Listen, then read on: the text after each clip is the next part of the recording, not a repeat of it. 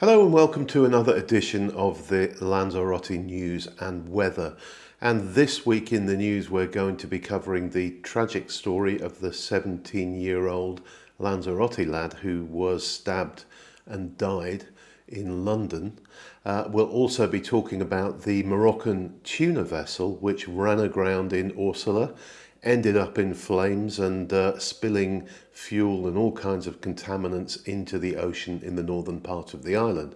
So there's quite a lot to come this week, and stay tuned for it. And as always, we'll be doing our useful Spanish stuff somewhere in the middle of this, and at the end I'll give you 3 things you could be doing on the island if you're here for the next 7 days or so. I'm Mike CJ from Lanzarote Information, and thank you for watching. Let's crack on with, first of all, talking about the weather. And it's been, 2 words really would describe this week. It's been hot and windy. Unusually for the time of year. Normally the trade winds have died down by now, but it's been windy all week. It's sunny and warm as well, and we're just waiting for the trade winds to ease off to move into our normal September-October weather. So on to the news, and the 36th annual craft fair has opened this week in Manablanca. This is part of the Dolores celebrations that happen every year, and it's a really, really good event. And if you're on the island, it runs until the 15th. I would highly recommend you go and enjoy it. There are more than 100 exhibitors there this year, and they come from all around the Canary Islands as well as Lanzarote. And there's also a delegation of people from our sister city in the United States, which is San Antonio in Texas. And as I say, there are hundreds of stalls. You'll see people making their wares, producing their wares and selling them at the craft fair. Well worth going, and last year over 70,000 people attended it. Moving on, the Cabildo have announced subsidies totalling 500,000 or €500,000 for the installation of solar power or wind power in people's private homes. So if you own a property on the island and you've been looking to get some solar or get some wind power, now's probably a good time to do it while that subsidy is available. They will provide up to a maximum of €3,000 per installation and cover around 50% of the cost. Now, the application process is being looked after by the Chamber of Commerce here, which is called Camara, C-A-M-A-R-A. If you go to their website, you'll be able to see how you can submit a claim for the installation of solar or wind power at your home. Now, next up, we have the story of the Moroccan tuna fishing boat, which ran aground in the early hours of the morning just off the coast of Orsala.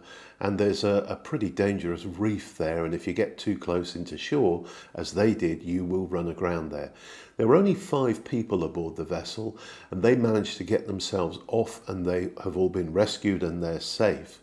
But there's some mystery attached to this. It's not sure if it was a working fishing boat or if these 5 people stole the fishing boat from the port in Morocco to come and get themselves over to Lanzarote. There are all kinds of rumours going on, and we haven't had the definitive answer from the police yet. What is kind of odd is that the boat mysteriously caught fire later on that morning, and there was a heck of a blaze just off the coast of Orsala while it burned. That resulted in contamination of the ocean in that area, and 2 of the beaches in the north of the island were closed down in case there was any diesel fuel or other contamination. The boat has now been, it basically was broken up and pulled ashore by a crane. So it's been cleared up and it's been taken away now. And we are yet to find out what the full story was behind it, but I'll let you know when I know. Now, regular viewers will know that we have had a water issue on the island for about 2 years now, following the breakdown of one part of our desalination plant. And about 6 months ago, a water emergency was declared. That has now been extended for another 6 months. So we remain in a position of water emergency on the island. For those of you who are tourist visitors, it probably won't affect you because there aren't any water cuts happening in the main resort areas. But we are certainly getting them in rural areas. Here in Aria, we probably only get mains water for 3 days of the week. Not the biggest deal in the world because we have water tanks that store the water and we just continue to run normally even when there is no mains pressure. But I was a bit disappointed to find this out, that the emergency is going to be extended, hopefully over the next 6 months. While it has been extended, the water company and the Cabildo will find a way to build the desalination plant back up to the point where it can cope with the combination of the island's population and the tourists who visit here. Now, next up, and then after the break, I'll be talking about the death of that 17-year-old boy. But next up, we're going to talk about holiday homes. And an astonishing fact came out this week. The number of properties rented for holiday letting on the island has doubled in 2 years. So since 2023, they have increased to 10,634. And back in 2023, there were 5,198 2 years ago. And of all the Canary Islands, Lanzarote has shown the largest growth in this sector. Now, I get a bit frustrated by this sometimes because one of the things people often ask is, why aren't the Cabildo building more affordable homes for local people? And it's right, they should be, and they are doing so. But at the same time, you need to take note of the fact that over the last 2 years, more than 200 homes a month have been taken out of the residential market here and been put onto the holiday letting market. So that's a big contributory factor to the fact that Lanzaroteños are struggling to find properties to buy to get them on the property ladder, or to rent just to provide accommodation for them so that they can move out of the homes they're staying in, usually with their parents. So I think it's really important that the Cabildo get on top of this and stop this massive growth in holiday letting homes. And I know they're working on ideas, but they need to get moving on it now. Right, let's talk about your useful Spanish thing of the week. And I call it a thing rather than a word. Now, normally in this segment, I give you Spanish words to learn. This time, I'm just going to give you a tip that hopefully you will remember and will make you feel much more fluent in Spanish in the future. And it's the way that adjectives work. Now, I know people often sort of switch their minds off when you start talking about adjectives and verbs and nouns and all that kind of stuff. But this is really simple, so stay with me on it. The simple thing to remember is that adjectives, if you're an English speaker by nature, work the other way round in Spanish. Let me give you some examples. For example, if you were to ask for a glass of red wine, you would call it a red wine. If you were to ask for a white wine, you would call it a white wine. If you were to tell someone about a blue car, you would say that's a blue car. So the adjective in those cases is red, white, and blue. And in English, you put the adjective before the noun. So blue car, you would say blue car. So the adjective is blue, the noun is car. Now, Spanish works exactly opposite to that. So you say the adjective at the end of the noun. So, for example, red wine in Spanish is vino tinto. So that's wine red. White wine is vino blanco. So that's wine white. A blue car would be a coche azul. So a car blue. So you just always turn it around. You always say the noun first in Spanish and then the adjective to describe the noun afterwards.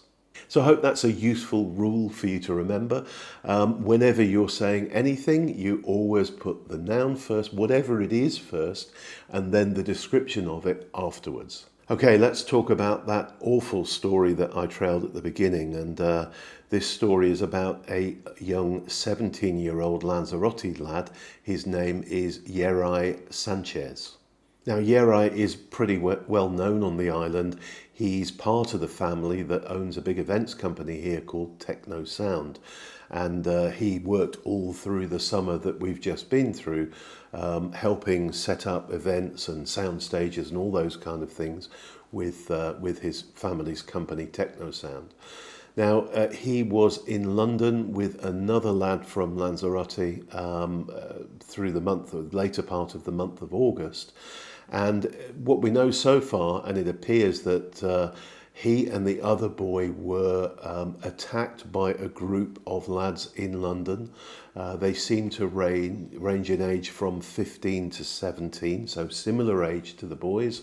And both of the boys were stabbed multiple times, I believe 9 times in total. Now, the other lad has survived, but eventually, this stabbing, by the way, happened on the 26th of August. Yerai eventually succumbed to his injuries this week and died very sadly. And the family are working to get his body repatriated to the island so that he can have a funeral and be buried here. The 4 young men who allegedly carried out this crime have been arrested by the British police, and I'll keep you posted on the outcome of their subsequent trial. But it's a tragic story, and so awful for someone just at the start of his life to lose it so dramatically. And moving on to some better news, UD Lanzarote, who are the football team based in Arrecife, were able to return to their newly refurbished stadium with a brand new pitch on Sunday for the first match of the season this year. And it was a bit of a grudge match, or a local derby is probably a better way of saying it, against CD Tenerife, so another island side.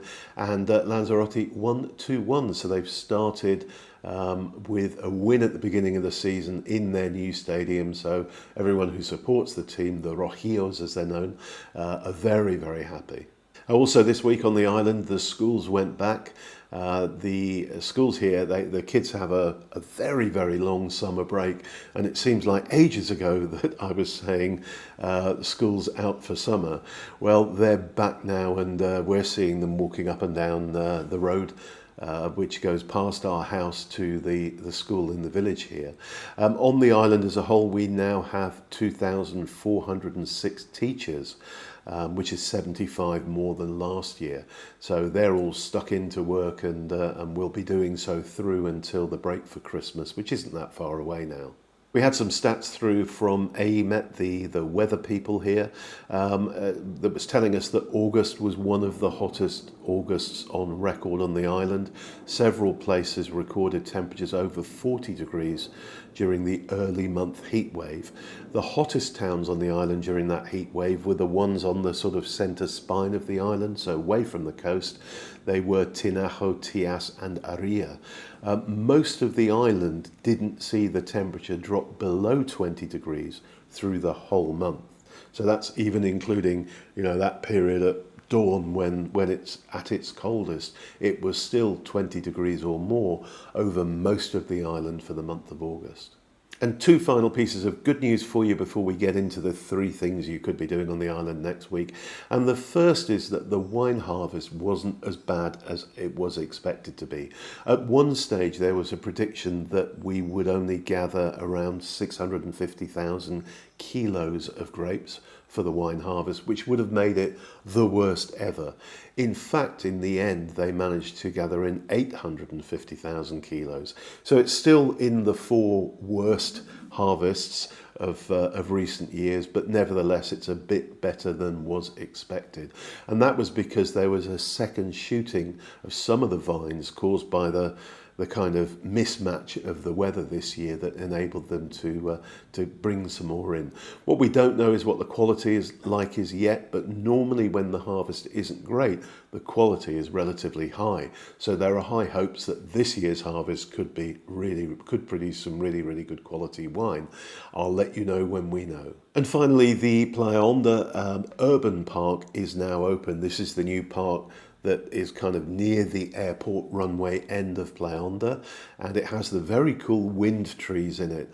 And that it's been completed for some time, but there were some final finishing touches they were waiting to do, and they have now been completed. The fencing has come down and the park is in use. So head over there and have a look when you're visiting Playa Honda, because it's quite an interesting little layout, and it's an interesting place with some nice benches you can seat on, these wind trees and all kinds of different things you can have a look at in that area. So let's do the 3 things you could be doing if you're on the island next week. And the first of these is something called RV Live. RV being HERVI Live. And this just sounds a really unusual event. It takes place in Arrecife. It costs €5, so it's not an expensive thing to go to. And this takes place on Sunday, on the 14th. And this is going to feature a Colombian musician called Zambo, and he will perform for the first time on the stage as part of a live concert series called RV Live. He is a musician and composer who plays several instruments, including guitar, quena, I don't know what quena is, and Colombian Caribbean bagpipes. So that sounds fascinating. And his music has an Andean vibe and a Caribbean piece to it. And it just sounds really interesting, and that runs from 6 p.m. until 9 p.m. on Sunday and might be well worth going to. Just a reminder that all of the events I talk about are in the What's On section of our website. So if you go to lanzaroteinformation.co.uk, click What's On, which is a button at the top, you'll just be able to see all the things coming up, and we put maps on there and all the information you need to go and enjoy these events. Now, the other 2 events I'm going to recommend to you both take place on next Saturday the 20th. And the first is a boxing competition. And these don't happen that often on Lanzarote. So if you are a fan of boxing and want to go and see some live boxing, this is a fairly rare opportunity to do so. And as I say, this takes place on Saturday the 20th. It starts at 6 p.m. Entry is €10, and it takes place in the main sports centre where UD Lanzarote play in Arrecife. And the other one is an event that takes place at Bodega Stratus the same evening. Bodega Stratus is in La Heria and is one of the island's best wine producers. And they have an absolutely beautiful area where you can enjoy events. We've been to many there over the years. And this one is an Italian music event. And they are celebrating the grape harvest with the first big community table experience. So it's an open air event inspired by traditional Italian recipes from La Nonna's kitchen, where every bite takes you back to a collection of loving memories and heartfelt gatherings around the table. That starts at 7 p.m, runs until 10 p.m. on Saturday. The cost is €80, and the food will be accompanied by Stratus wines, perfectly paired, and there'll also be live music and that magical atmosphere, as they say, that only La Heria can offer on a September night. We would certainly be going to this if we were able to. So if you do have a chance, do enjoy it. And that's it for this week. I hope you've enjoyed it. One thing I would say to you is this.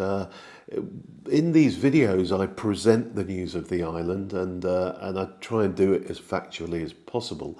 I don't put too much spin on it. But if you want to hear my views on certain things and a lot more detail and the spin behind it, if you like, from my point of view, you should subscribe to our newsletter, and you'll see a link to that at the top of the description below this video. Try it and see what you think if you want a little bit more than just the facts. Thanks so much for watching, everyone. Do give this video a like if you have liked it, and we'll see you on Tuesday for another video which will be informational or historical about the island, on Thursday for the walkabout video we do every week, and on next Saturday for this news video again. So thanks once again for watching, and see you soon. Bye for now. Bye everyone.